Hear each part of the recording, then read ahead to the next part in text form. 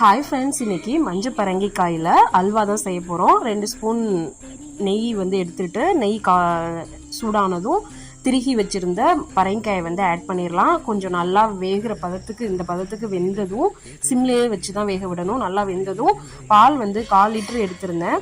அது 100 ml ஆகி வர்ற வரைக்கும் நல்லா சுண்ட காய்ச்சிட்டு அதையும் அது கூட ஆட் பண்ணி சுகர் தேவையான அளவு ஆட் பண்ணிக்கோங்க. எல்லாம் நல்லா கிளறி விட்டுட்டு நெய் கொஞ்சமாக எடுத்துகிட்டு அது நெய் சூடானதும் முந்திரி பருப்பு தேவையான அளவு போட்டு வறுத்து அதையும் அந்த நெய்யோடையே அப்படியே அல்வாவில் ஆட் பண்ணிட்டோன்னா நல்லா கிளறி விட்டுட்டு